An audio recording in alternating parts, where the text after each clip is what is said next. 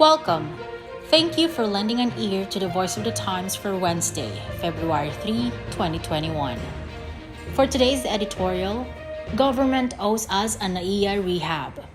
The bureaucratic drama over the awarding of a contract for the badly needed rehabilitation of the Ninoy Aquino International Airport or NAIA has gone on for 2 years, and it has been frustrating to watch. The government has rejected 2 private sector bids to take on the project, and while the reasons for those rejections may be entirely justifiable, the unavoidable fact is that the best opportunity to undertake the overdue upgrade of the airport this past year, when use of the airport was severely curtailed due to the COVID-19 pandemic, seems to have passed. With prospects for a return to normal life and business gradually improving, our concern, which we are certain is shared by many, is that we may soon see the country's primary international gateway back at its usual level of activity without much of anything being done to improve it. This outcome, if it is allowed to happen, would be an unfortunate obstacle to the country's economic recovery. It is an obstacle that the government can avoid and has a responsibility to avoid.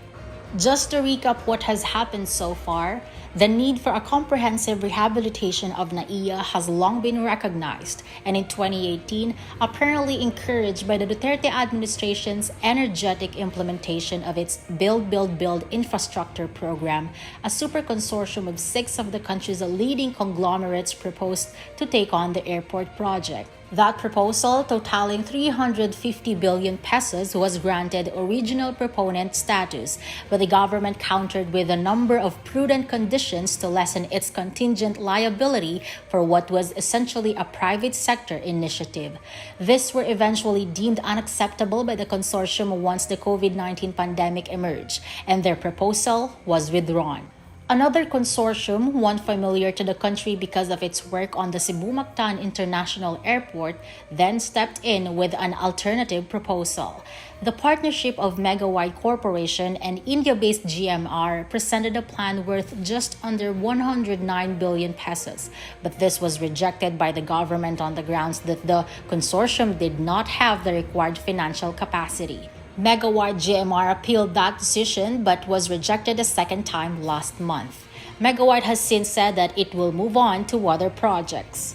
As of the moment, there is no other proposal or timeline for the NAIA rehabilitation in place. San Miguel Corporation, which is undertaking the new Manila International Airport project in Bulacan, among other things, has expressed an interest, but only for a maintenance and operation arrangement and not a significant overhaul of the airport. Finance Secretary Carlos Dominguez III has been consistently critical of public-private partnerships or PPP as a mode of infrastructure development, for the very good reasons that PPP projects often result in ultimately higher costs to the country and take an excessively long time to organize and implement. Dominguez last month suggested that the government might take on the task of rehabilitating NAIA on its own, something that would presumably need to be funded through loans, grants, or a bond issue. A government-led rehabilitation project might not be as extensive as the plans proposed earlier by the private sector bidders, Dominguez said. But as those plans are not possible, government stepping in to get the job done is a reasonable alternative. We agree with that point of view, but we have to ask why it was not given serious consideration much earlier, even before the initial proposal from the so-called super consortium was received. Since the opening of what is now Terminal 1 40 years ago, every major project involving NAIA and private sector developers has been fraught with controversy, leading to delays and unexpected costs. Based on past experience, there was little reason to believe at any point in the past 2 years that a new project would have had different results. Time is running out for the government to do something about the NAIA rehabilitation, both in terms of the window of opportunity presented by the pandemic and the time remaining in President Duterte's term. Given the importance of NAIA to the country, the government owes us a NAIA rehab before he goes and needs to act now.